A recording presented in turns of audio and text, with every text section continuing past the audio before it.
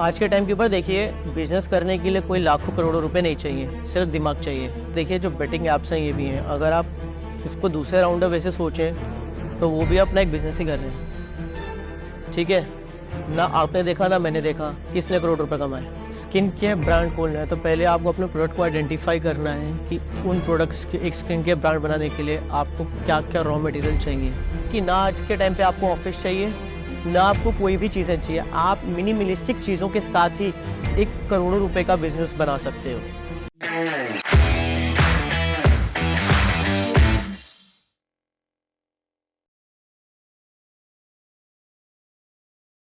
नमस्कार दोस्तों, स्वागत है आपका हमारे साथ एक फिर से नए एपिसोड में, जहां हमारे साथ मौजूद है मिस्टर हर्षल दिलवाली। ये क्लारिसा ग्रुप के सीईओ हैं और इनको 2021 और 22 के साल में एंटरप्रेन्योर ऑफ द ईयर का भी अवार्ड मिल चुका है और इसके अलावा ये एमबीए में गोल्ड मेडलिस्ट भी रह चुके हैं। और आज का जो हमारा एपिसोड है ये है बिजनेस से रिलेटेड। इसमें हम बिजनेस के बारे में डिटेल से बात करेंगे कि आप अपने बिजनेस को कैसे ऊंचाइयों तक पहुंचा सकते हैं। इसमें हम बिजनेस से रिलेटेड जुड़ी एक एक बात को जानेंगे और उसकी गहराई को जानेंगे। तो चलिए जुड़ते हैं मिस्टर हर्षल दिलवाली के साथ। तो सबसे पहले तो सर कैसे हो आप? मैं बहुत अच्छा हूँ, थैंक यू अपने इस पॉडकास्ट पर मुझे बुलाने के लिए। आपको भी थैंक यू, आपने हमें अपने इतना क्रूशल टाइम निकाला आने के लिए। इट्स माय प्लेजर, बहुत अच्छा लगा मुझे। तो अभी कैसा चल रहा है आजकल फ़िलहाल पे बिजनेस वगैरह? बिजनेस काफ़ी अच्छा है। पॉडकास्ट अभी आपके जिस शो में आए हो तो ये भी एक बहुत अच्छा दिन है, कुछ नया सीखने को मिलेगा। और सेकेंडली अगर हम बात करें, कोविड के बाद जिस इंडस्ट्री में मैं हूँ उसको एक बहुत अच्छा एक वापस से मिला है, क्योंकि कुछ टाइम से अगर आप देखें तो लोग बहुत अपने घर में बैठ के परेशान हो चुके थे। अब इन 2 सालों के अंदर एविएशन और हॉस्पिटैलिटी इंडस्ट्री को एक बहुत अच्छा बूस्ट मिला है, ग्रो करी है। और अगर हम बात करें डोमेस्टिक टूरिज्म की तो उसको काफ़ी अच्छा एक बूस्ट मिला है as compared to the international tourism. तो सबसे पहले तो मतलब आपका जो एक्चुअल में बिजनेस है, थोड़ा सा अगर आप उसको एक्सप्लेन करेंगे तो उसका क्या है मतलब? मैं बात करूँ तो मैं क्लेरिसा ग्रुप का डायरेक्टर सीईओ हूँ। क्लेरिसा ग्रुप बेसिकली 2 चैनल के अंदर डिवाइडेड है। अगर हम क्लेरिसा होटल्स एंड रिजॉर्ट्स की बात करें तो हमारे होटल्स और रिजॉर्ट्स हैं पैन इंडिया, जो कि कुछ लोकेशंस में बताऊँ तो जिम कॉर्बेट में, गोवा में, मुक्तेश्वर में, नैनीताल में, इन लोकेशंस के ऊपर है, जिसमें हमारे पास हर कैटेगरी के आपको होटल्स और रिजॉर्ट्स मिलेंगे, 3 स्टार, 4 स्टार, 5 स्टार। और सेकंड अगर हम इसी क्लेरिसा ग्रुप की बात करें तो क्लेरिसा रेजिडेंसी है, जो कि एक रियल इस्टेट डेवलपर कंपनी है, जो कि हाई एंड विलास में डील करती है, रेजिडेंशियल प्रॉपर्टीज़ में डील करती है, जो कि हम खुद बनाते हैं and then we sell it out to the elite people. So ये हमारा एक दूसरा पोर्टफोलियो आता है हमारे इसी ग्रुप। तो जैसे मतलब आप वो बता रहे थे कि होटल एंड रिजॉर्ट्स वगैरह भी हैं, तो जैसे अभी आप कोविड की बात कर रहे थे तो उस टाइम पे चैलेंजेस भी कुछ फेस करे होंगे? चैलेंजेस तो ऑफ कोर्स बहुत सारे थे, क्योंकि अगर आप देखिए गवर्नमेंट का एक सपोर्ट बहुत कम था उस टाइम के ऊपर, स्पेशली एक हॉस्पिटैलिटी इंडस्ट्री को लेकर। कोई रिलीफ पैकेजेस हमारे पास इतने सारे नहीं थे। और एक होटल और रिजॉर्ट को जब आप चलाते हैं तो उसमें मेंटेनेंस, सैलरी, आपके ऊपर एक रिस्पॉन्सिबिलिटी बहुत हाई होती है। अब हमारे पास स्टाफ ही अगर आप कंपैरिजन करें 100 से ऊपर होते हैं कई बार, तो वो आपके ऊपर डिपेंडेंट है, उनकी फैमिली आपके ऊपर डिपेंडेंट है, उनकी सैलरीज है, और ज़रूरी नहीं है कि वो बहुत हाई इनकम ग्रुप से हो। सो मेंटेनेंस, सैलरी और आपकी रेपुटेशन, आगे की क्रेडिबिलिटी कंपनी की वो सस्टेन करती है नहीं करती है, बहुत बड़े चैलेंजेस होते हैं। और इसी को हम क्राइसिस मैनेजमेंट कहते हैं। तो इस टाइप के ऊपर हमने बहुत सारी चीज़ें ने इन्वेंट करी। हमने इंडिया की first new web check in technology निकाली, जो आज तक किसी भी होटल में इंडिया ने नहीं निकाली थी। तो हम लोग फर्स्ट होटल बने थे जिन्होंने electronic web check in technology निकाली। अच्छा, जैसे फ्लाइट वगैरह के लिए होता है? आप बिल्कुल ठीक कह रहे हैं, फ्लाइट्स में होता है, सिनेमा हॉल्स में होता है। तो उसके अंदर आप क्या करते हैं, आप यहाँ से बैठकर अपनी सीट्स बुक कर देते हैं। लेकिन अब यही चीज़ है, अगर आप जाएंगे किसी होटल के अंदर तो आप रिसेप्शन के ऊपर जाएंगे, वो आपको अपनी मर्ज़ी से रूम अलॉट करेगा, फिर आप वहाँ जाएंगे, चाबी लेंगे। हमारे यहाँ पे बहुत एक सिंपल एक प्रोसीजर मैंने रखा। हमने एक ऐसी वेबसाइट डिज़ाइन कर दी, आप अपने क्रेडेंशियल्स पहले ही उसके अंदर रख दीजिए, जो भी आपका आईडी प्रूफ्स हैं। सेकेंडली आप अपना रूम वहीं पर डिसाइड कर लीजिए आपको क्या रूम चाहिए, आप अपना रूम भी उसमें डिसाइड कर सकते हैं। आप रेस्टोरेंट के अंदर जाते हैं तो आपको ये भी डिसाइड नहीं करना कि कहाँ पर बैठूँ, आप अपने वहाँ पर अपनी टेबल भी आप डिसाइड कर सकते हैं। आपका फूड मेन्यू भी डिजिटली आएगा, आपकी सारी पेमेंट डिजिटली होंगी, आप चेकआउट भी इनफैक्ट डिजिटली कर सकते हैं। तो आपको ज़रूरी नहीं है कि आपको बार बार किसी आदमी से कुछ पूछना है कि सर मैं क्या करूँ, चेकआउट कैसे करूँ, रिसेप्शन के ऊपर आऊँ ना आऊँ। तो everything will be there on your digital mobile phone. अच्छा, तो मतलब अगर हम जैसे बात करते हैं एक बिज़नेस की, तो किसी भी बिज़नेस के लिए सक्सेस हम कैसे डिफाइन कर सकते हैं? मतलब सक्सेस क्या है किसी भी बिज़नेस के लिए? देखिए सक्सेस एक वर्ड है, हर एक के लिए ये वर्ड बहुत डिफरेंट मायने रखता है। अगर हम as an entrepreneur, as a single owner of the business की बात करते हैं, तो मेरे मायने से अगर वो एक जॉब अपॉर्चुनिटी क्रिएट कर रहा है, किसी को अपने नीचे रख रहा है, जॉब दे रहा है, तो वो एक सक्सेस है। लेकिन अगर मैं एज ए कैपिटलिस्ट की बात करता हूँ या एक एंजल इन्वेस्टर की बात करता हूँ, तो प्रॉफिट जनरेशन एक मेन मोटिव आता है किसी भी इन्वेस्टर का। अगर उसको प्रॉफिट नहीं होगा तो यानी कि वो सक्सेसफुल नहीं है। ग्रोथ बहुत सारे तरीके से हो सकती है। अब मैं अपने बिजनेस को देखूँ, मेरे लिए ग्रोथ तो ये भी कि मैं एक स्टेबल हूँ। अगर कोविड आया तो भी मेरा बिजनेस स्टेबल था, और कोविड नहीं है तो भी मेरा बिजनेस स्टेबल है, तो मेरे लिए वो भी ग्रोथ है कि मेरा डिक्लाइन नहीं है। तो ये भी एक सक्सेस फैक्टर है। आप किस तरीके से अपने आप को सिखा रहे हो, लर्न कर रहे हो, वो भी एक तरीके से सक्सेस है कि मैंने और कितनी एजुकेशन ली इस दौरान, मैंने और क्या क्या चीज़ें उस बिज़नेस के अंदर सीखी, एक्सपीरियंसेस क्या क्या लिए, ये भी एक तरीके का सक्सेस है। और इसका सबसे बड़ा की फैक्टर है बीइंग कांस्टेंट। अगर आप आजकल की जनरेशन देखो, वो पैसे कमाने में इतना ज़्यादा बिजी है कि उनको success with in a second चाहिए। आज बिजनेस पे पैसा लगाया, वो कहते हैं हमें 1 साल में मिलीनियर बनना है, या हम कंपनी आज बनाएंगे कल बेच देंगे, हम अंबानी बन जाएंगे। मतलब that is very different type of approach जो मैं आजकल समझता हूँ। जब तक हम कंपनी को टाइम नहीं देंगे, उसे एक बच्चे की तरह ग्रो नहीं करेंगे, तो वो आपको उसका रिटर्न नहीं मिलेगा। तो आपको एक कंपनी के साथ स्टिक होकर एक लॉन्ग टर्म तक अपना डिवोशन, हार्ड वर्क, फोकस लगाना पड़ेगा, तब वो आपको उसकी success over the period of time आपको निकल कर दिखेगी कि हाँ ये है एक्चुअली सक्सेस। तो आपके अकॉर्डिंग अगर हमें कोई भी बिज़नेस को एक सक्सेस पर ले जाना है या एक उसका रेजिलिएंट प्लान होना चाहिए, तो आपके अकॉर्डिंग वो क्या प्लान रहना चाहिए किसी भी बिज़नेस के पीछे? उसके पीछे एक माइंडसेट क्या रहना चाहिए? देखिए, अगर मैं रेजिलिएंट प्लान की बात करूँ, ये होता क्या है पहले आप समझिए। हम लोग अडाप्ट कितनी जल्दी करते हैं आजकल के एनवायरनमेंट को। और अगर हम अभी की सेंचुरी की बात करें, यहाँ पर हर महीने गाड़ी के मॉडल बदल जाते हैं, तो ये तो डायनेमिक हो गया ना। तो बिजनेस तो हर महीने चेंज हो रहा है, टेक्नोलॉजी नहीं आ रही है। आज से पहले आपने कभी ये नहीं देखा था कि स्कूल ऑनलाइन हो रहे हैं, आजकल तो स्कूल भी ऑनलाइन हो गए।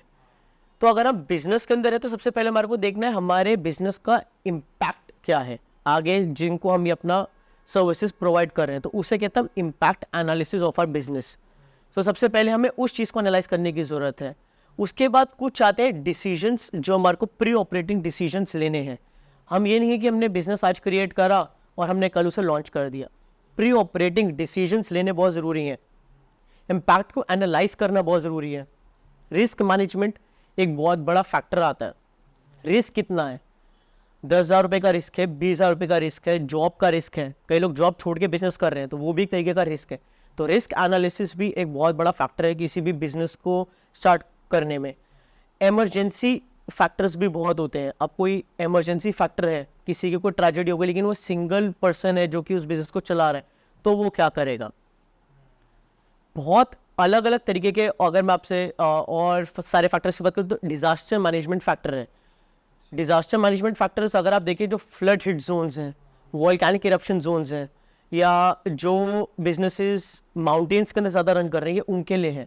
आज उनका समर टाइम के अंदर बहुत अच्छा सीज़न गया, लेकिन जब रेनी सीज़न आया, नेचुरल डिजास्टर्स के कारण उनका बिजनेस ठप हो गया, रोड्स ब्लॉक हो गई। तो ये डिजास्टर मैनेजमेंट आपको डिसीजंस लेने चाहिए कि आप उस समय इमरजेंसी में क्या अपने बिजनेस को कैसे अडाप्ट करके अपने बिजनेस को वापस स्टेबल ला सकते हो। तो ये बहुत सारी चीज़ें हैं। आप जब बिजनेस स्टार्ट करने की कोशिश करते हो या बिजनेस स्टार्ट करते हो, तो पहले आपको इन सारी चीज़ों को दिमाग में लेना चाहिए और तब आपको बिजनेस के लिए सोचना चाहिए आगे। प्रिंसिपल्स ऑफ बिजनेस मैनेजमेंट हो गए ना शायद। आप कह सकते हो ये प्रिंसिपल्स है, लेकिन ये तो बहुत आसान एक फैक्टर्स हैं जो कि शायद आप ना चाहते हुए भी आपको कई बार कई स्टेप्स इमीडिएटली लेने पड़ सकते हैं, सोचना पड़ सकता है, डिसीजंस लेने पड़ सकते हैं। तो मतलब हम कोई भी अपना बिजनेस स्टार्ट करने लगता है, तो एक उसके लिए एक सबसे बड़ी बात आ जाती है, कैश फ्लो की बात आ जाती है कि वो अपना कैश फ्लो कैसे मैनेज करता है। क्योंकि कोई अपना बिजनेस लाखों में स्टार्ट कर रहा है, कोई करोड़ों में स्टार्ट कर रहा है, या कोई होते हैं वो नॉर्मली थाउजेंड्स में भी स्टार्ट करते हैं। तो उनके लिए कैश फ्लो वाली बात कैसे आ जाती है कि मतलब वो किस तरीके से उसको मेंटेन करके चले? अगर हम एक स्टडी की बात करें, 61% ऑफ द वर्ल्ड्स कंपनी जो जितनी भी है वो सिर्फ कैश फ्लो की वजह से होती है, कि उनके पास इनफ ऑफ कैश फ्लो नहीं है सस्टेन करने के लिए अपने बिजनेस को। आज बिजनेस हमने एक स्टार्ट कर दिया, हम लोगों को क्रेडिट देते रहते हैं, कल आएगा पैसा, परसों आएगा पैसा, फिर कोविड आ गया, पैसा सबका डूब गया, बिजनेस हो गया शट। क्योंकि उस बिजनेस को रन करने के लिए आफ्टर ऑल फंड कहाँ से आएगा, यही एक फैक्टर होता है कि कैश फ्लो। जब तक इसकी एक साइकिल चलती रहती है, बिजनेस चलता रहता है, लेकिन लोग इसे एनालाइज नहीं करते। वो पैसा मार्केट में लगाते रहते हैं विदाउट इवन सीइंग को पैसा रिटर्न में उनके पास आ रहा है, उनके अमाउंट में क्रेडिट हो रहा नहीं हो रहा, उनके अमाउंट से सिर्फ डेबिट होता रहता है। इसीलिए 61% एक बहुत हायर फिगर है अगर हम वर्ल्ड कंपनीज की बात करें जो शटडाउन हुई हैं। अब इसके लिए एज एन एंटरप्रेन्योर मैं आपको सजेस्ट ये करता हूँ, जैसे मैं खुद ट्राई करता हूँ कि लोनिंग एक सबसे लास्ट ऑप्शन होना चाहिए आपके पास। आपके पास खुद के पास इतने फंड्स पहले आप जनरेट कर लीजिए कि एक बफर स्टॉक आपके पास हमेशा होना चाहिए फॉर योर बैड टाइम्स। जब आपका बिजनेस नहीं चल रहा तो आपके पास खुद के फंड्स होने चाहिए जो कि आपको सपोर्ट कर सके आपके बिजनेस को आगे कुछ टाइम तक सस्टेन करने में। क्योंकि कोई बिजनेस आपको आज या कल प्रॉफिट नहीं देता, उसे साल, 2 साल, 3 साल लगते हैं। तो आपके पास खुद के पास एक बफर होना चाहिए। अब मान लो कोई कहता है यार मेरे पास तो नहीं है बफर, ठीक है मेरे पास तो इतना ही है, तो और भी बहुत सारे ऑप्शंस हैं जिनके थ्रू वो अपने लिए कैश फ्लो जनरेट कर सकता है। वो इंक्यूबेशन सेंटर जा सकता है जो कि गवर्नमेंट ने बनाए हैं। एक बहुत सेफ तरीका है इंक्यूबेशन सेंटर के अंदर अपने बिजनेस को एक डमी फॉर्म के अंदर आप अपने बिजनेस को रन करके देखिए कि वो एक्चुअली के अंदर मार्केट में जब उतरेगा तो कैसा परफॉर्म करेगा। तो आपका एक रिस्क लेवल कम हो जाता है। इसके अलावा अगर आप देखेंगे तो गवर्नमेंट की बहुत सारी स्कीम्स हैं, सब्सिडीज़ हैं, आप उन चैनल के थ्रू भी एक कैश फ्लो के लिए सोच सकते हैं। फिर अगर हम बात करें तो एंजल इन्वेस्टर्स बहुत सारे लोग कहते हैं क्या होता है एंजल इन्वेस्टर्स। एक सिंगल पर्सन जो अपना पैसा आपके बिजनेस के अंदर लगाने को तैयार हो, वो होता है एंजल इन्वेस्टर। और वेंचर कैपिटलिस्ट के पास भी जा सकते हैं। वेंचर कैपिटलिस्ट वो लोग होते हैं जो कि कंबाइंड होकर एक कंपनी होती है जो कि आपके बिजनेस के अंदर प्रॉफिटेबिलिटी देखती है और वो आपको पैसा देती है। तो ये भी एक तरीका है जाने के लिए। उसके अलावा आप देखिए बहुत सारे लोनिंग ग्रुप्स होते हैं, छोटे छोटे ग्रुप्स भी होते हैं जिनसे आप लोग एज ए लोन ले सकते हो। और लास्ट ऑप्शन आपके पास बचता है, आप बैंक के पास अपने स्टार्टअप को लेकर जाइए, they will give you the funding, they will give you the loan. पर मेरे लिए ये एक लास्ट ऑप्शन इसलिए है क्योंकि वो पैसा आपको हर बार हर महीने आपको देना है, डिस्पाइट आप अपने बिजनेस के अंदर रन आउट कर रहे हो नहीं कर रहे, तो इसलिए उसका कैश फ्लो बहुत जल्दी निकलता है। तो फर्स्ट ऑफ ऑल अगर आपके पास खुद का पैसा है, आप छोटे बिजनेस से शुरू करिए, छोटा अमाउंट बिजनेस में इन्वेस्ट करिए और बफर को बचा के रखिए ताकि आप लॉन्ग टर्म तक अपने बिजनेस को सस्टेन कर पाए। आपके हिसाब से जैसे कोई स्मॉल बिजनेस क्रिएट करना चाहता है, ठीक है, तो उसको अभी स्टार्टिंग में कहाँ जाना चाहिए? मतलब किस बैंक के पास जाना चाहिए, गवर्नमेंट के पास जाना चाहिए अगर उसको कैश की ज़रूरत है तो? आज के टाइम के ऊपर देखिए, बिजनेस करने के लिए कोई लाखों करोड़ों रुपए नहीं चाहिए, सिर्फ दिमाग चाहिए और बाकी भगवान ने आपको टेक्नोलॉजी वैसी दान में दे दी। तो अगर आपके पास ये दोनों चीज़ें हैं तो मेरे हिसाब से कैश की बहुत कम ज़रूरत पड़ेगी, क्योंकि लोग सिर्फ इंटरनेट और आईटी से मिलियंस कमा रहे हैं। उनको किसी बैंक का कोई लोन नहीं चाहिए, उनको कुछ नहीं चाहिए। तो बैंक के पास आप तब जाते हो जब आपका ये लास्ट रिजॉर्ट होता है, कोई और आपके पास ऑप्शन बचा ही नहीं। ना आपको कोई प्राइवेट फंडिंग दे रहा है, ना आपको कोई फ्रेंड आपकी हेल्प कर रहा है, ना कोई वेंचर कैपिटलिस्ट है, ना कोई एंजल इन्वेस्टर है, आप पूरी तरह से ब्रोक हो चुके हो, then the bank should be your last option. क्योंकि बैंक क्या करेगा, वो आपसे वो नहीं देखेगा कि आप कितना कमा रहे हो नहीं कमा रहे, उसका इंटरेस्ट उसे नहीं मिला तो वो अपनी मॉर्गेज वैल्यू के ऊपर वो अपना कमीशन आपसे ले ही लेगा, वो आपसे आपकी एसेट वैल्यू ले ही लेगा, ख़त्म कर देगा आपको। तो सबसे बड़ी बात यह है कि आपके पास कुछ तो अमाउंट होगा सस्टेन करने के लिए, तो आप पहले उससे स्टार्ट करिए। आप देखिए अगर आप उससे रिटर्न नहीं ले पा रहे तो हो सकता है आपके बिजनेस मॉडल के अंदर प्रॉब्लम हो। कुछ टाइम तक अपने उसी के अंदर खेलिए अमाउंट के अंदर। जब आपको लग रहा है हाँ मेरे को इनकम हो रही है, मैं लोन लेकर उस लोन को वापस कर सकता हूँ फ्यूचर के अंदर, तो आप लोनिंग के ऊपर चाहिए। वरना अल्टीमेटली तो बहुत डिजास्टर हो जाता है अक्सर लोगों का लोन लेकर। किसी भी मतलब एक बिजनेस के अंदर जो एक वर्ड आता है पेशेंस, उसकी क्या इंपॉर्टेंस है?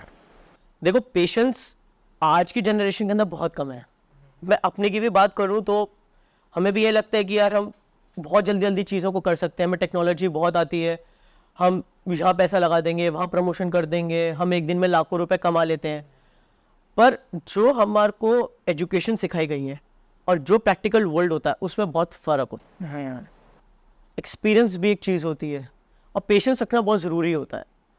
जब आप मार्केट के अंदर स्टैंड करते हो, उतरते हो, तो अब आपको पता लगता है भैया कितना गहरा तालाब है।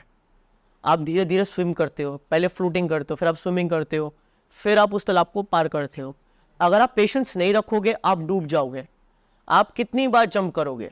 चलो आपने एक बिज़नेस खोला, आपको पेशेंस नहीं हो रही, आपने बिज़नेस एकदम से बंद कर दिया, तो आपको पैसा ख़राब हो गया, या टाइम भी ख़राब हो गया, आपका एफर्ट भी ख़राब हो गया। आपने फिर दूसरा बिज़नेस खोला, उसमें भी आपने सेम चीज़ करी।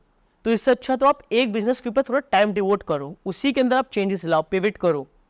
तो उससे क्या है कि शायद आपको कुछ आने वाले टाइम के बाद लोगों को आपकी चीज़ें समझ में आए कि हाँ इसमें कुछ ग्रोथ है। इसलिए एक पेशेंस रखना एक बिज़नेस के अंदर बहुत ज़रूरी है। हाँ, और आजकल जैसे यूथ की मेंटेलिटी भी आजकल तो ये हो चुकी है कि बिजनेस तो दूर की बात है, अगर जैसे बात आती है ना जैसे दिन में लाखों करोड़ों रुपए कमा लेंगे, तो जैसे ये ऑनलाइन गेमिंग्स ऐप आ गई हैं, ड्रीम11 हो गया, ये इन सब चीज़ों की तरफ वो ज़्यादा बढ़ रहे हैं कि यहीं से कुछ ना कुछ अपना। Betting apps. हाँ, और खासकर बात ये है कि जैसे इतने हमारे बड़े बड़े पर्सनैलिटीज़ हो गई, ये सब इन चीज़ों को एंडोर्स भी करते हैं। अब दिन में ये कम से कम उन चीज़ों को ये 10 बार दिखाते हैं, और सामने वाले बंदे को अगर उसके बारे में पता भी ना हो तो उसको ये लगने लगता है कि यार हाँ ठीक है, हम इससे अपना महीने का करोड़ों रुपये निकाल के कोई बिज़नेस स्टार्ट कर देंगे। तो उस चीज़ का भी गलत इम्पैक्ट पड़ता ही है, मतलब किसी भी इंसान के ऊपर। सही कह रहे हैं आप, बिल्कुल। देखिए जो बेटिंग ऐप्स हैं ये भी हैं, अगर आप इसको दूसरे राउंड में वैसे सोचें तो वो भी अपना एक बिज़नेस ही कर रहे हैं। ठीक है ना, आपने देखा ना मैंने देखा, किसने करोड़ रुपए कमाए? शायद उसका स्ट्रक्चर इस तरीके से प्लान किया गया है। वो तो एक तरीके से बेटिंग ही है, आप चाहे उसे ऑनलाइन बोले चाहे ऑफलाइन बोलिए। वो अपना एक बिजनेस मॉडल को रन कर रहे हैं। एक ने लॉन्च करा, 2 ने लॉन्च करा, 3 ने लॉन्च करा, 4 ने लॉन्च करा। जिनको वो एंड्रॉस करने लिए लेकर आते हैं वो उनका बिजनेस है, उनको एंड्रॉस करने के लिए पैसे मिल रहे हैं। तो यानी कि वो अपना बिजनेस कर रहे हैं, कंपनी वाले अपना बिजनेस कर रहे हैं। नुकसान यूथ का हो रहा है। मैं इसको नुकसान भी नहीं कहूँगा, वो आपको इंकरेज कर रहे हैं कि वो अपना बिजनेस बढ़ाए, वो अपना कस्टमर बढ़ा रहे हैं। कह सकते हैं कि मार्केटिंग स्ट्रैटेजी है। वो आपको एक टेम्प्ट कर रहे हैं एक लालच के फॉर्म के अंदर कि आप करोड़ों रुपए कमाएंगे। कब कमाएंगे, कैसे कमाएंगे, ये तो आपको बता ही नहीं रहे।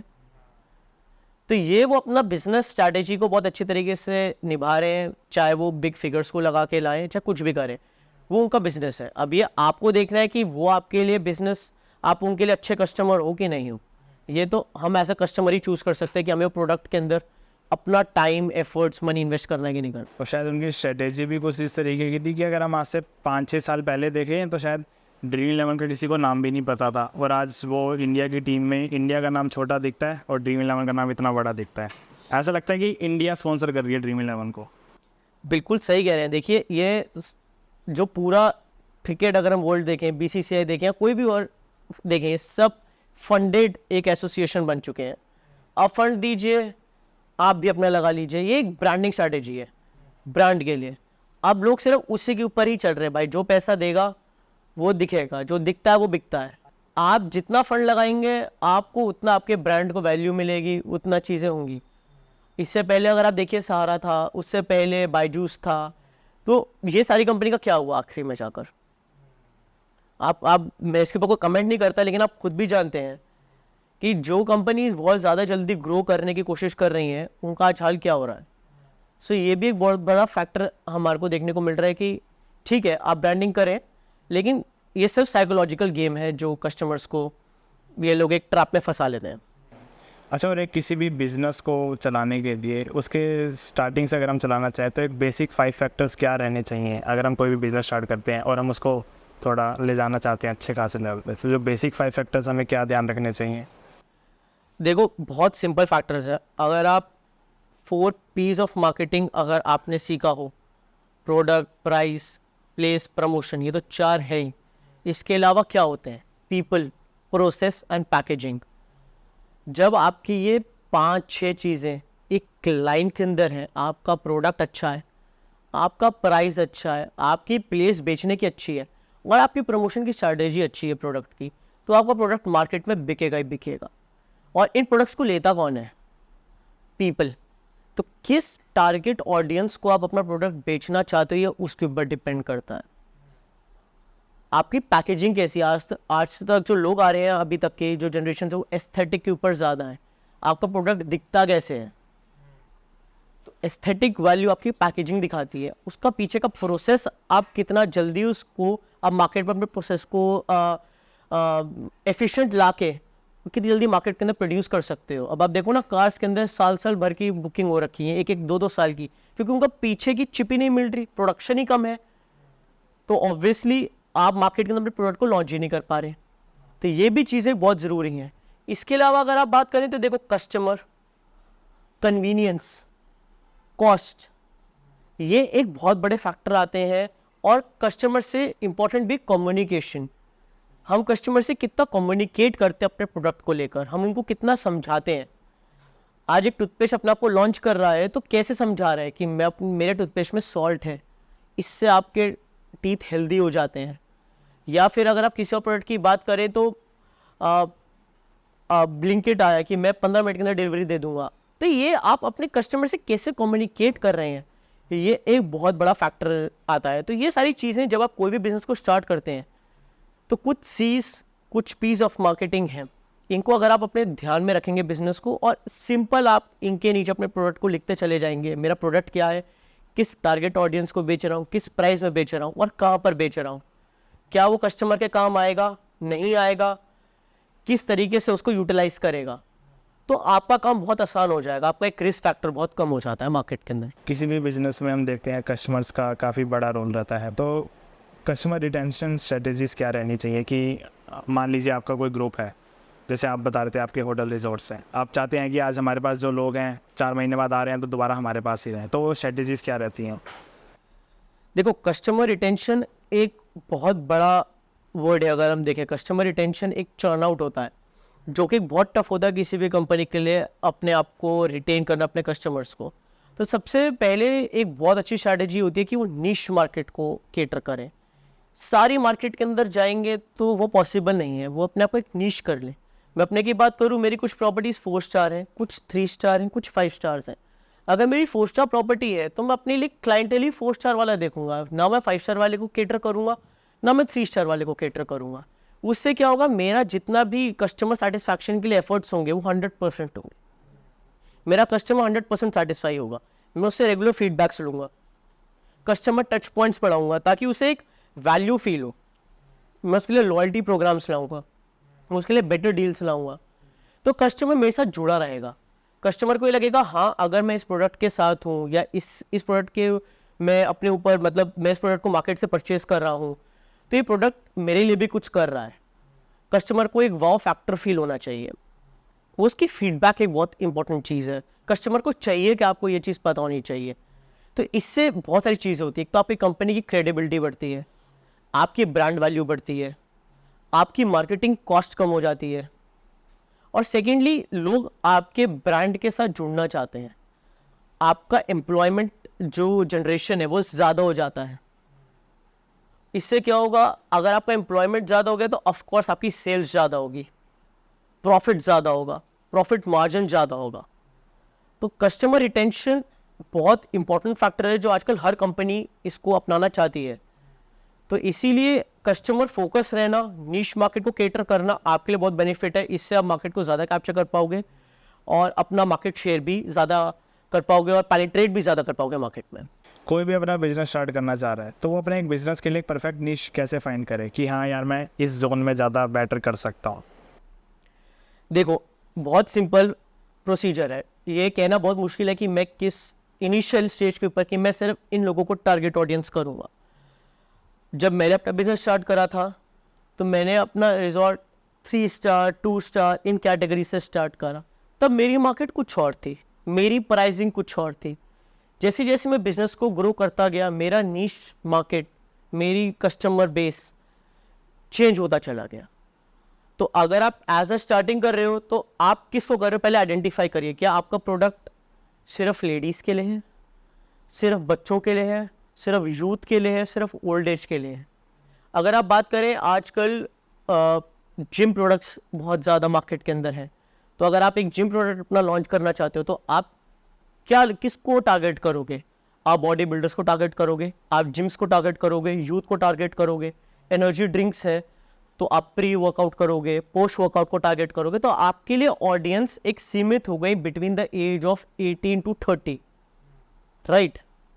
तो आपका एक ही टारगेट ऑडियंस बन गया। फिर आप इसमें से आइडेंटिफाई करते हो कि यार इसमें से कितने लोग जिम जाते हैं, कितने लोग नहीं जाते हैं, किन को प्रोटीन की ज़रूरत है, किन को एनर्जी ड्रिंक की ज़रूरत है, किन को प्री वर्कआउट चाहिए, किन को पोस्ट वर्कआउट चाहिए। तो ये सारी चीज़ें उसके बाद आपके प्रोडक्ट के ऊपर फैक्टर के ऊपर डिपेंड करेंगी। तो जब आप एक प्रोडक्ट आपने बना लिया तो आप प्रोडक्ट यही सोच के बनाओगे कि भाई मैं इन्हीं लोगों को टारगेट करूँगा, मैं बुढ़ों को भी नहीं कर सकता, मैं बिल्कुल एडोलेसेंट्स को भी नहीं कर सकता, मेरा ये प्रोडक्ट सिर्फ एक यूथ के लिए बना है। तो ये कोई भी बिजनेस होगा तो अपना वो प्रोडक्ट इसी तरीके से ही आगे लेकर आएगा कि मेरे को पर्टिकुलर इस ऑडियंस को ही टारगेट करना।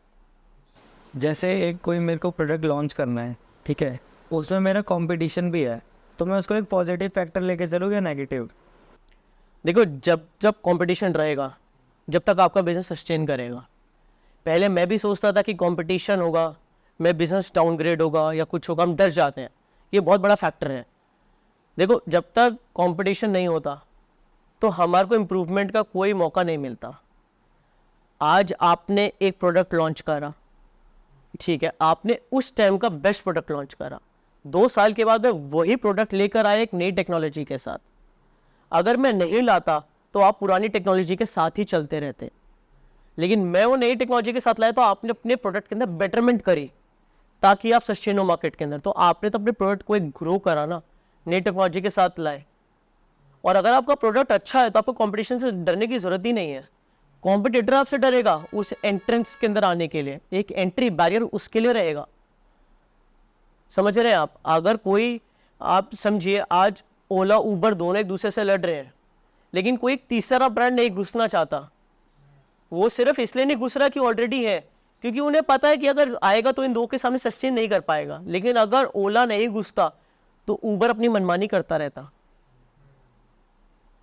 तो ये चीज़ एक बहुत बड़ा फैक्टर है कि अगर आप कंपटीशन से डर गए तो अपने लिए कभी भी आप ग्रोथ, जो आप ग्रो करना चाहते हो, अपने प्रॉफिट को और डबल करना चाहते हो, उसके अंदर शायद कहीं ना कहीं थोड़ा टाइम और लग जाए। तो हमेशा एक हेल्दी कंपटीशन आगे फ्यूचर के लिए बहुत अच्छा रहता है। एक एग्जांपल ये भी हो गया, जैसे अगर जियो नहीं आता तो एयरटेल वोडा अपनी मनमानी के हिसाब से पैसे लेके चल रहे थे। बहुत अच्छा एग्जाम्पल है। और देखिए, वोडाफोन आज के टाइम पे वाइंड अप भी हो रहा है। और अगर आप देखेंगे, आइडिया नहीं है, टाटा नहीं है अब, तो जियो और एयरटेल एक बहुत अच्छा कंपटीशन दे रहे हैं, लेकिन कोई और घुसना भी नहीं चाहता।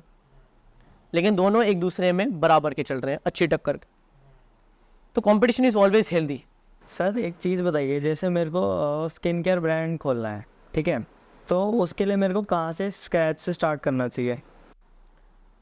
स्किन केयर ब्रांड खोलना है तो पहले आपको अपने प्रोडक्ट को आइडेंटिफाई करना है कि उन प्रोडक्ट्स के एक स्किन केयर ब्रांड बनाने के लिए आपको क्या क्या रॉ मटेरियल चाहिए।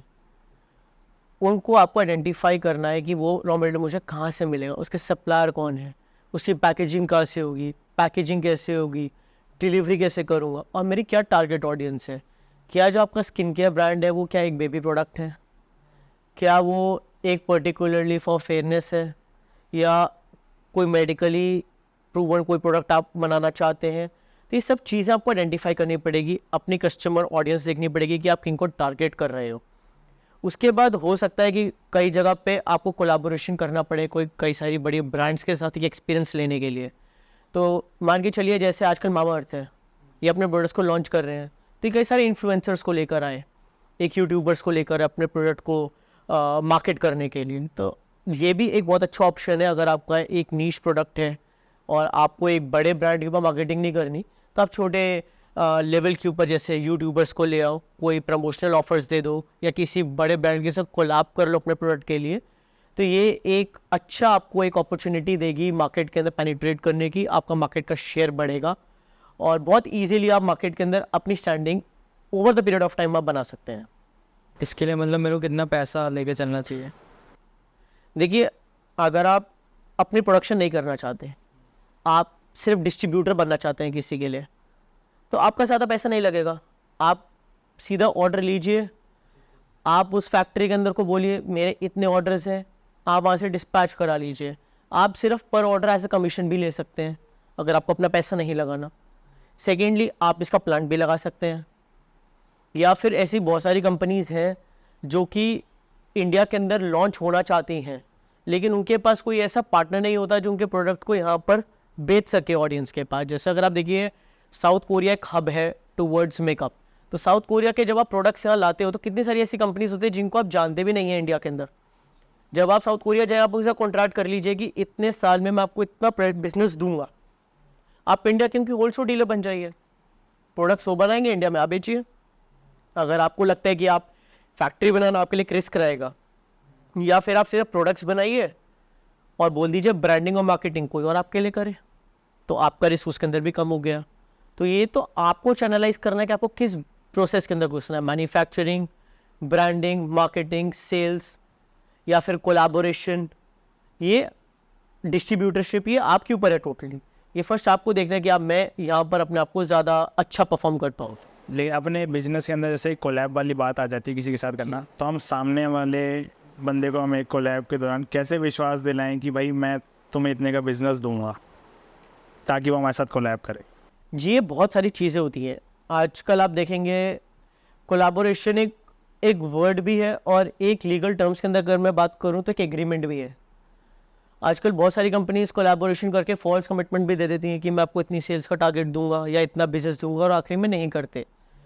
तो अगर आप मेरे से पूछेंगे कि अगर मेरे को किसी कंपनी के साथ कोलैबोरेशन करना है या मेरे को किसी कंपनी ने अप्रोच करा कि आप हमारे साथ कोलैबोरेट करिए, तो मैं उसके पहले प्रीवियस सेल्स चेक करूँगा कि उसने प्रीवियसली क्या सेल करी है, उसी कंपनी की मार्केट के अंदर रेपुटेशन क्या है, उसकी क्रेडिबिलिटी क्या है, मार्केट के अंदर उसका क्या मार्केट शेयर है, कितना ग्रो करा है, उसका क्या स्टाफ है, उसका क्या टर्नओवर है, कितना प्रोडक्ट वो हर डे बना रही है। अगर मैं उसको कोई भी एक वेगली फिगर बोल दूंगा कि मैं उसको इतनी सेल्स कर दूं और इतने प्रोडक्ट तो मैन्युफैक्चर ही नहीं कर रही, तो वो मैं सेल्स ही कैसे करूंगा। तो पहले तो मुझे उस कंपनी की डिटेल चाहिए कि वो कंपनी कितने साल से एग्जिस्ट है, उससे अभी तक कितना बिजनेस करा है, उसको कितना प्रॉफिट पिछली बार हुआ है या लॉस हुआ है, उसको हैंडल कौन कर रहा है। क्योंकि कई बार ऑपरेशंस के अंदर ही प्रॉब्लम होती है और हम सिर्फ सेल्स को ही एक बनाते हैं कि सेल्स नहीं हो रही। अगर ऑपरेशन ठीक हो जाएगी तो सेल्स भी होगी। तो ये भी एक बहुत बड़ा फैक्टर होता है कि आप इंटरनली कितना आप कंपनी के अंदर घुसकर एक ये देखना चाह रहे हैं कि कंपनी को आगे कैसे रन करना है। तो कंपनी के अंदर पहले घुसिए, उसके इंटरनली उसकी चीज़ों को स्टडी करिए, ऑपरेशंस को स्टडी करिए, और उसके बाद उनके कुछ डॉक्यूमेंट्स को स्टडी करने के बाद ही आप अगला डिसीजन लीजिए कि आपको इस कंपनी के साथ कोलैबोरेशन करनी है कि नहीं करनी। जैसे मैंने चाइना से कोई माल इंपोर्ट करा या कोरिया से इंपोर्ट करा जी, अगर ये होता है कि वाइड लेवल कुछ इंपोर्ट करते हैं या उस पर पैकेजिंग पहले से होती है, इसका कोई फ़र्क आता है मतलब इंपोर्ट ड्यूटी वगैरह में? देखिए, बहुत सारे ऐसे नॉर्म्स हैं इंपोर्ट ड्यूटी के ऊपर जो इंडिया के अंदर लागू होते हैं। अगर हम बात करें, इंपोर्ट ड्यूटी इंडिया के अंदर बहुत हाई है as compared to the export duty. इसीलिए कार्स के भी पार्ट्स इंपोर्ट होते हैं और कार्स इंडिया के अंदर आके मैन्युफैक्चर होती हैं। क्योंकि अगर कार्स वो इंपोर्ट करेंगे तो इंपोर्ट ड्यूटी 3 टाइम्स 5 टाइम्स हो जाती है उस कार की वैल्यू की। तो पार्ट्स, डिफरेंट पार्ट्स की इंपोर्ट ड्यूटी कम होती है, तो पार्ट्स मंगा लो, यहाँ पे असेंबल कर दो और सेल आउट कर दो। इसी तरीके से ऐसे बहुत सारे फैक्टर्स हैं, ये आपके बिजनेस के ऊपर है, आपके प्रोडक्ट के ऊपर है कि उसकी इंपोर्ट ड्यूटियाँ क्या लग रही है। तो कई बार ये भी हो जाता है कि कई चीज़ों के ऊपर इंपोर्ट ड्यूटी कम हो और कई चीज़ों के ऊपर बहुत ही ज़्यादा हो। तो जब आप किसी भी प्रोडक्ट को मंगवा रहे हैं टूवर्ड्स इंडिया, इंपोर्ट करवा रहे हैं, तो आपको बहुत सारी गवर्नमेंट के रेगुलेशंस को फॉलो करना पड़ेगा, देखना पड़ेगा कि उस प्रोडक्ट का यहाँ पर लीगैलिटी है कि नहीं है। क्योंकि कई सारे ऐसे प्रोडक्ट्स हैं जो हो सकता है उन कंट्रीज़ के अंदर लीगल हो और यहाँ पर इलीगल हो, उनके अंदर वो प्रोडक्ट्स बहुत अच्छे सेल आउट हो रहे हो, यहाँ पर नहीं सेल आउट हो रहे हो। तो अगर हम उनकी इंपोर्ट ड्यूटी दे भी और वो यहाँ पर सेल ही नहीं हो पा रहे, तो ऐसे इंपोर्ट ड्यूटी देकर भी हम अपने लॉस ही कर रहे हैं अपने बिजनेस का। तो ऑफ कोर्स लीगैलिटी किसी भी इंपोर्टेड प्रोडक्ट्स की बहुत ज़रूरी है, और जितना आप लीगली चलेंगे अपनी कंपनी के लिए, आप उतना लॉन्ग टर्म ग्रो कर सकते हैं। हाँ, तो मतलब हमारा एक बिजनेस के अंदर हम देखते हैं तो ज़रूरी नहीं है सक्सेस ही एक चीज़ रहती है, फेलियर से भी हमें डील करना पड़ता है। तो उन चीज़ों से हम कैसे डील कर सकते हैं, फेल्स वगैरह जितने भी हमारे होते हैं बिजनेस के अंदर? देखिए, अगर आप फेल नहीं होंगे तो सक्सीड नहीं होंगे। अगर मैं अपनी भी बात करूं तो हम भी बहुत बार फेल हुए, मैं बहुत जगह पे फेल हुआ अपने बिजनेस के अंदर। लेकिन अगर आप हमेशा ही कहते रहेंगे ना नहीं I can do it, I will never give up. मेरा एक हमेशा से मोटो रहा है नेवर गिव अप का। ये मोटो एक ऐसा मोटो है जो अपने अंदर अगर आदमी बोलता है ना तो उसको अपने आप एक बूस्ट मिलता है, करने का जज्बा मिलता है। अगर आप पहले ही घबरा गए तो फिर आप बिज़नेस कभी कर ही नहीं सकते, क्योंकि सबसे पहले जब आप किसी भी बिजनेस स्कूल के अंदर जाएंगे तो एंटरप्रेन्योरशिप की डेफिनेशन के अंदर यही बताएंगे आपको, the risk taking ability is what is called as entrepreneurship. So अगर आपके पास एक रिस्क लेने की एबिलिटी नहीं है, अगर आप पहले ही डर रहे हो रिस्क लेने से, तो आप बिजनेस ही नहीं कर सकते। और जब तक आप फेल नहीं होगे तो आप सीखोगे नहीं अपनी गलतियों से, और सीखना बहुत ज़रूरी है। अब आप फेल बहुत सारे तरीक़ों से हो सकते हो। फेल ज़रूरी नहीं है आप अपनी वजह से हो, आपकी टीम की वजह से भी हो सकते हो, आपके गलत डिसीजन की वजह से भी हो सकते हो। और फेल से अगर आप सीखते कैसे हो, या तो आप पैसे गवा कर सीखते हो या फिर किसी के नीचे काम करके सीखते हो, एक्सपीरियंस गेन करके सीखते हो। तो बहुत सारे तरीके हैं। और अगर आप फेलियर को एक पॉजिटिव वे के अंदर लेंगे तो आपकी ग्रोथ आगे टाइम में बहुत जल्दी होगी। अगर आप फेलियर, आज मैं इस बिज़नेस के अंदर फेल हो गया इसलिए मैं बिज़नेस करूँगा ही नहीं, तो फिर आप कभी भी कोई भी बिज़नेस नहीं कर पाओगे। आप कब तक ये डरते रहोगे कि आज मैं फेल हो जाऊँगा, बिज़नेस नहीं करूँगा, अगला वे भी तो फेल हो सकते हैं, तो वो क्यों कर रहे हो? तो इसके अंदर फेल हो गए, अपनी गलतियों से सीखो और फिर उन्हें रेक्टिफाई करके फिर आगे प्रोसीड करो, तो शायद आप फिर ज़्यादा आगे तक जाओगे। तो फेलियर से सीखना बहुत ज़रूरी है। हमेशा बड़ा सोचो और नेवर गिव अप। आपके मन के अंदर हमेशा ये चीज़ आनी चाहिए। तो मेरे हिसाब से आपकी तरक्की में कोई भी आपको पीछे नहीं खींच सकता, आपकी तरक्की आपके हाथ में है। तो मतलब बिजनेस के अंदर बात आ जाती है स्ट्रेस वगैरह की, तो स्ट्रेस कैसे मैनेज किया जा सकता है? देखिए, स्ट्रेस आज के टाइम पर मैं देख रहा हूँ बहुत ज़्यादा कंपटीशन की वजह से बहुत ज़्यादा लोग अपने अंदर स्ट्रेस ले लेते हैं कि पता नहीं कल क्या होगा क्या नहीं होगा। सबसे अच्छा तरीका है एक फिजिकल एक्टिविटी के अंदर इंगेज होने का, अपने आप को फिजिकली फिट रखने का। आप किसी भी स्पोर्ट को आप ले सकते हैं, म्यूज़िक के साथ जुड़ सकते हैं, जिमिंग कर सकते हैं, रनिंग कर सकते हैं, कोई भी एक स्पोर्ट ले लीजिए। ये बहुत अच्छा तरीका है कुछ टाइम के लिए आपके माइंड को उस पर्टिकुलर वर्क से डाइवर्ट करने का। काम को प्रायोरिटाइज करना सीखिए। आप सब काम एक साथ नहीं कर सकते। अगर आप सोचो आज मैं ये वाला काम भी पकड़ लूँ, ये भी पकड़ लूँ, सारे काम एक साथ में कर लूँ, तो ऑफ कोर्स आप कोई भी काम ठीक नहीं कर पाओगे। एक काम को करो, प्रायोरिटाइज करो, उसे सही से करो। वो एक बहुत इंपॉर्टेंट एक फैक्टर है। इसके अलावा अगर आप बात करेंगे तो एक शेड्यूल होना चाहिए आपके काम करने का। वो एक बहुत एक अच्छी चीज़ रहेगी। अगर आप अपने शेड्यूल एक दायरे के अंदर काम करेंगे तो वो आपका एक ब्रेन स्टेबल रहेगा। फोकस आपको रहना चाहिए। अगर आपका फोकस आउट हो गया आपके काम से तो आप हमेशा परेशान रहोगे। आज आपको जैसे स्किन केयर कॉस्मेटिक के अंदर जाना है, कल आप बोलोगे नहीं मैं तो टेक्नोलॉजी के अंदर जाऊंगा, परसों आप बोलोगे नहीं मेरे को तो इसका काम करना है, तो आपका दिमाग स्टेबल नहीं है, तो आप यहाँ से परेशान रहोगे दिमाग से। अपने काम को बांटना सीखना चाहिए आदमी को। देखिए, अगर हम कोई भी कंपनी रन करते हैं तो हम अकेले उसे रन नहीं कर सकते। हमें उसको रन करने के लिए अपने साथ संग साथी चाहिए, एक टीम चाहिए। आप जब तक अपने काम को डेजिग्नेट करना नहीं सीखोगे लोगों के पास, तो आप ग्रो नहीं कर पाओगे। एक अच्छी टीम रखिए, उसको मैनेज करिए ताकि वर्कलोड बटे। जब वर्कलोड बटेगा तो प्रॉफिट भी ज़्यादा आएगा, आपको प्रेशर भी कम आएगा। और अपने आप को एक हेल्दी लाइफस्टाइल अगर आप फॉलो करते हो, डिसिप्लिन लाइफस्टाइल फॉलो करते हो और लाइफ लॉन्ग लर्निंग करते हो, तो आई थिंक सो स्ट्रेस सिर्फ एक वर्ड ही रह जाएगा आपकी लाइफ के अंदर। तो मतलब अगर अब हम बात करें कि बिजनेस से रिलेटेड जुड़े कुछ मिथ्स भी रहते हैं और फैक्ट्स भी रहते हैं, तो अगर हम बात करते हैं तो सबसे पहली बात आ जाती है कि लोग कहते हैं कि भाई बिजनेस करना है तो MBA कर लो। मिथ है या फैक्ट है? मेरे तरीके से तो ये फैक्ट है। अगर आप मैं अपने एक्सपीरियंस से देखूं तो MBA हमारे को बहुत कुछ सिखाता है। पढ़ाई कभी वेस्ट नहीं जाती। तो अगर आप पढ़ाई कर रहे हैं, MBA से अगर आप कुछ सीख रहे हैं, तो वो आपके बिजनेस के लिए एक बेटरमेंट या आपको सोसाइटी के अंदर एक कॉन्फिडेंस देता है। आपका एक अंदर से सेल्फ कॉन्फिडेंस आता है, बूस्ट होता है, बिजनेस करने का तरीका बेहतर हो जाता है, आपको एक सोसाइटी के अंदर एक स्टैंड करवाता है।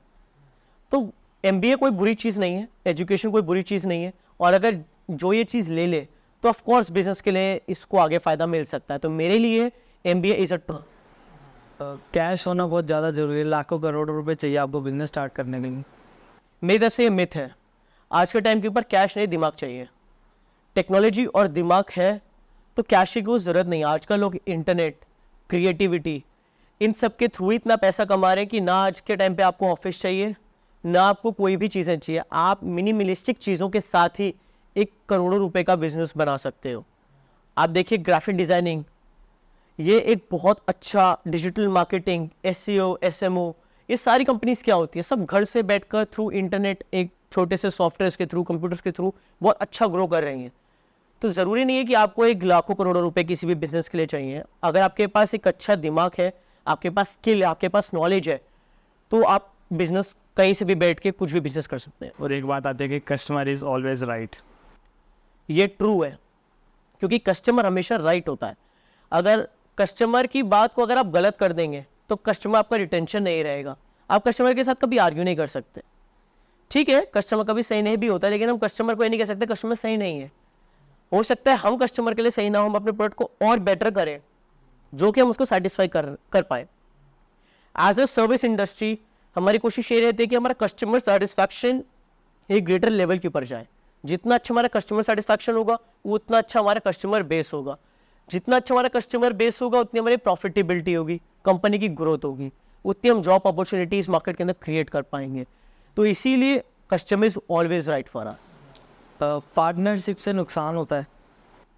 ट्रू है, पार्टनरशिप से नुकसान होता है। अब मैं नहीं जानता ये कितने लोग एग्री करेंगे कि नहीं करेंगे, लेकिन जो मैंने आज तक देखा है कि पार्टनरशिप से जब दो अलग अलग दिमाग एक काम के ऊपर चल रहे हैं तो बहुत मुश्किल हो जाता है किसी एक के दिमाग को फॉलो करना। कोई एक आदमी उसे नॉर्थ से काम करना चाहता है, कोई आदमी साउथ से करना चाहता है, लेकिन फोकस उसका एक सेंटर के ऊपर होता है। तो इसीलिए कोशिश ये करनी चाहिए कि rather than doing in a partnership, आप छोटा करिए, काम छोटे से शुरू करिए, लेकिन खुद से करिए। वो आपका एक रिस्क फैक्टर कम कर देता है, कॉन्फ्लिक्ट लेवल कम कर देता है, रिलेशंस मेंटेन करता है, हार्मोनी मेंटेन करता है among your friends, among your business colleagues, among your relations.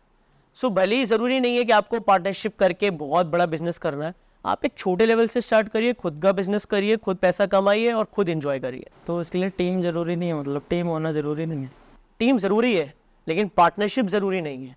Team तो आप अपने नीचे एम्प्लॉयज़ को हायर करके करिए ना, तो टीम तो आप ही की रही। एक्चुअली के अंदर तो डिसीजन तो आपका रहा ना, इसके अंदर कॉन्फ्लिक्ट होना बहुत कम हो गया, क्योंकि जो आपका डिसीजन होगा वही आपके नीचे के सबऑर्डिनेट्स ओबे करेंगे। तो आपका ब्लेम जो गेम्स होते हैं किसी भी पार्टनरशिप के अंदर वो बहुत कम हो जाते हैं।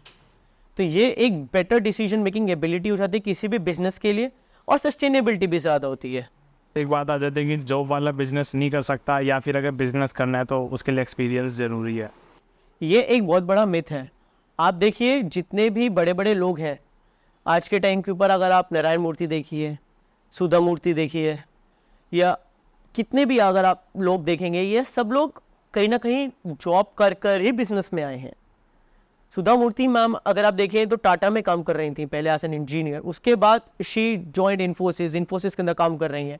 आज वो एक अपने आप में एक बहुत बड़ा लेवल ऑफ ब्रांड है। तो इसी तरीके से कोई ज़रूरी नहीं है कि आपको बिजनेस की स्किल ज़्यादा ज़रूरी है। आप स्किल्ड होने चाहिए, आपके पास अच्छा प्रोडक्ट होना चाहिए, मार्केटिंग करनी आनी चाहिए, और कस्टमर को हैप्पी करना आना चाहिए, सेटिस्फाई करना आना चाहिए।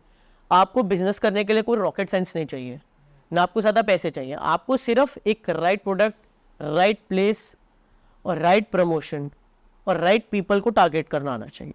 आप बिजनेस कोई भी आदमी किसी भी एज में कैसे भी कर सकता है। बिजनेस के लिए जॉब करना ज़रूरी है, मतलब जॉब का एक एक्सपीरियंस लेना ज़रूरी है? देखिए दो तरीके से आदमी बिजनेस को सीख सकता है, या तो जॉब करके एक्सपीरियंस लेकर सीख जाए, या अपने पैसे लगाकर उसे गवा कर सीख जाए। ठीक है, कईयों का माइंडसेट ये होता है कि यार मैं जॉब कर ही नहीं सकता। ये कईयों का नहीं, मेरा भी माइंडसेट था, मैं जॉब नहीं कर सकता। ठीक है, हमारे पैसे का लॉस होता है उसके अंदर, हमसे कई सारे ऐसे डिसीजंस हो जाते हैं जिसके अंदर हमारा लॉस होता है, उनसे हम एक्सपीरियंस गेन कर लेते हैं। कई लोग ऐसे होते हैं जो जॉब करके एक्सपीरियंस लेकर आते हैं, तो उनको अपने पैसा कमाने की जरूरत नहीं पड़ती, वो अपने उस एक्सपीरियंस उस पैसे को बचा लेते हैं।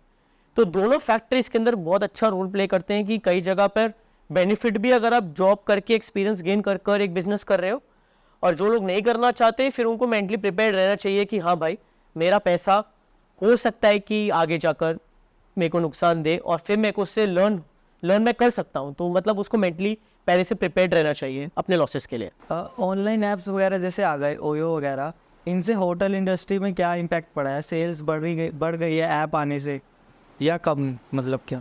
देखिए कई ऐप्स, अगर हम ओयो को एक साइडलाइन करते हैं और अगर हम बाकी ऐप्स की बात करते हैं, मेक माई ट्रिप, अगोड़ा या वाईबीबो, ये सब एक होटल के लिए बेनिफिट भी हैं और एक वेन भी हैं।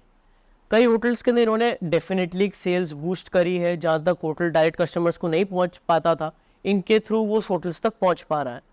वहीं पर ये वेन इसलिए है क्योंकि इनकी वजह से मार्केट के अंदर एक अनस्टेबिलिटी आ गई है, रॉन्ग कमिटमेंट्स आ गई हैं, कस्टमर के थ्रू, होटल के थ्रू कॉन्फ्लिक्ट्स बढ़ गए हैं।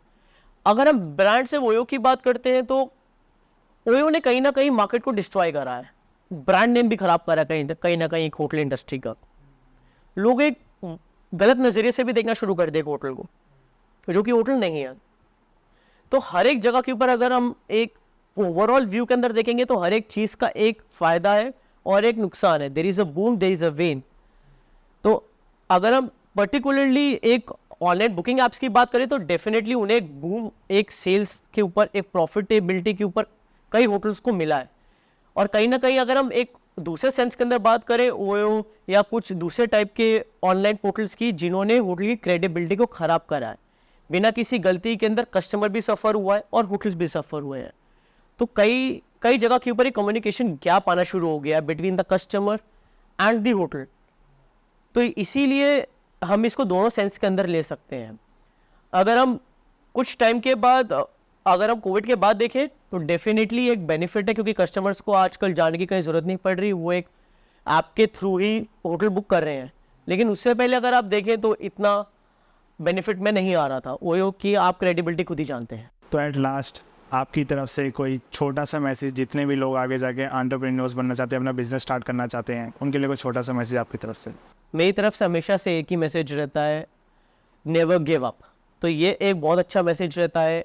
कभी भी अपने आप को कमज़ोर मत समझो, कभी भी छोटा मत सोचो। लाइफ के अंदर जब आप बड़ा सोचेंगे तो आप बड़ा कर पाएंगे। जब आपका एम्बिशन ही बड़ा नहीं होगा तो उसे अचीव करने के लिए जो आपके मिशन होता है, एक विजन होता है, वो आप कैसे हो पाएगा। आपका एक विजन हमेशा हाई होना चाहिए कि मुझे ये करना है, और उसको करने के लिए आप जी तोड़ मेहनत करो, हार्ड वर्क करो, फोकस लगाओ, ज़िंदगी भर सीखो। सीखने की कोई लिमिट नहीं होती, आप हर एज तक सीख सकते हो। तो जब आप सीखना बंद कर दोगे तो आपकी ग्रोथ ज़िंदगी की बंद हो जाती है। किसी भी बिजनेस को छोड़ो मत, टाइम दो, पेशेंस दो, उसके अंदर लगे रहो। आप देखना बिजनेस आपको एक दिन गिव बैक ज़रूर करेगा। तो अपने आप के लिए सबसे अच्छी चीज़ यही है कि focus, hard work, patience and dreaming big is a key factor to your success. Alright, तो थैंक यू सर, काफ़ी अच्छा लगा आपके साथ आज जुड़ के। मतलब एक बिज़नेस के को हमने बिल्कुल डेप्थ से देखा, कैसे करना है, कैसे नहीं करना। काफ़ी अच्छा लगा आपके साथ बातें करके, और आई होप हमारी ऑडियंस को भी काफ़ी चीज़ें जानने को मिली होंगी जो शायद उनको नहीं पता होगी। काफ़ी नई चीज़ें सीखने को मिली। थैंक यू आपको। थैंक यू सो मच मेरे को बुलाने के लिए, और मैं आशा करता हूँ इस पॉडकास्ट के थ्रू मैं काफ़ी लोगों को कुछ सिखा सका। और आई होप इन फ्यूचर हम दोबारा जुड़ेंगे। बिल्कुल, मैं भी आशा करता हूँ आप लोगों के साथ जल्दी मुलाकात कर सकूँ। Thank you sir, thank you for your time. Thank you.